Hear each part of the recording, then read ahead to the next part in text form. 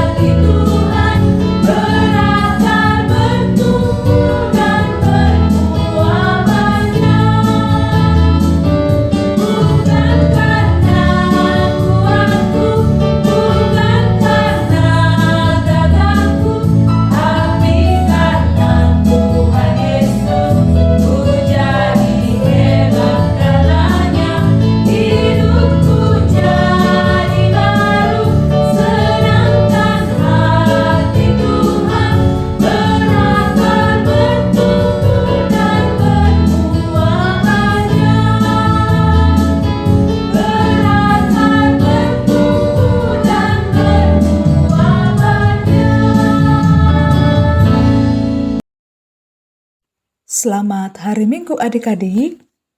Tuhan selalu mengasihi dan peduli kepada kita. Bagikanlah kasih dan kepedulian Tuhan kepada sesama kita. Mari kita berdoa. Betapa baiknya Engkau Tuhan, penyertaan dan perlindungan-Mu bagi kami, menguatkan pengenalan akan kasih dan kepedulian-Mu. Amin. Hari ini Minggu 16 Juni 2024 dengan tema Kasih dan Kepedulian Nehemia dari kitab Nehemia pasal 5 ayat 1 sampai 13. Adik-adik, minggu ini kita akan mengenal tentang Nehemia, seorang yang penuh kasih dan kepedulian kepada teman sebangsanya bangsa Israel, umat pilihan Tuhan. Nehemia adalah seorang dari banyak suku Yehuda yang turut dibawa ke pembuangan Persia. Ia menjadi juru minuman raja di sana. Ia dekat dengan raja dan menjadi salah seorang kepercayaan raja Persia. Nehemia mendengar berita bahwa tembok kota negerinya yang di Yerusalem masih dalam keadaan rusak dan pintu-pintu gerbangnya terbakar oleh penjajahan raja Persia sebelumnya. Nehemia pun memohon pertolongan Tuhan dengan berdoa dan berpuasa. Ia lalu meminta izin kepada Raja Persia pada masa Nehemia menjadi juru minuman untuk kembali ke negerinya demi pembangunan Yerusalem. Raja Persia pun memenuhi permintaan Nehemia dan jadilah ia kembali ke negerinya untuk beberapa waktu agar pembangunan Yerusalem dapat dimulai. Sesampai di negerinya di Yerusalem, Nehemia memimpin dan mengajak orang-orang sebangsanya untuk membangun kembali tembok dan gerbang kota Yerusalem. Tentulah tidak mudah untuk membangun itu, sebab Nehemia menghadapi orang-orang yang tidak menyetujui dan ingin menghentikan pembangunan itu. Namun oleh penyertaan Tuhan, Nehemia melampaui tantangan itu. Adik-adik, ternyata tidak hanya tembok dan gerbang kota Yerusalem yang harus diperbaiki. Ada lagi hal lain seperti yang disebutkan firman hari ini kepada kita. Tentang apakah itu? Yaitu keluhan-keluhan teman sebangsa Nehemia tentang masalah kemiskinan dan penindasan yang terjadi di antara orang-orang Yahudi. Beginilah keluhan mereka. Nehemia, anak-anak kami banyak dan mereka harus makan. Padahal ladang, kebun dan rumah sudah kami gadaikan untuk dapat makan pada saat kelaparan. Lalu seruan mereka yang lain yang mereka keluhkan, Nehemia, kami harus meminjam uang untuk membayar pajak sehingga hutang-hutang menjadi banyak. Anak-anak kami menjadi budak untuk bisa membayar pajak. Wah, adik-adik, saat itu terjadi masalah kemiskinan oleh karena penindasan di Yerusalem. Para pemuka dan pemimpin Yahudi telah meminjamkan uang dengan bunga yang sangat tinggi kepada sesamanya, sehingga teman sebangsanya semakin miskin dan menjadi budak bagi bangsa lain. Sedih sekali ya adik-adik, sesama orang Yahudi tidak bisa membantu kesulitan dari teman-temannya. Untuk adik-adik sekolah minggu, sebaiknya mengasihi dan peduli kepada sesama ya. Kita harus mau membantu teman atau orang lain yang sedang kesulitan sesuai kemampuan yang ada pada kita. Kira-kira bagaimana sikap Nehemia ya adik-adik untuk menyelesaikan masalah itu?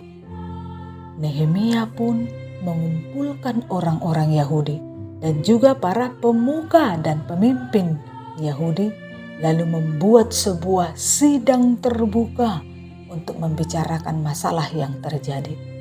Setelah semua orang Yahudi berkumpul, maka berkatalah Nehemia, "Hai kalian para pemuka dan pemimpin Yahudi, kalian masing-masing telah makan riba atau keuntungan yang tidak patut dari teman-teman sebangsamu. Kamu menjual saudara sebangsamu sebagai budak ke negara Persia ataupun negara lainnya, supaya kamu memiliki keuntungan.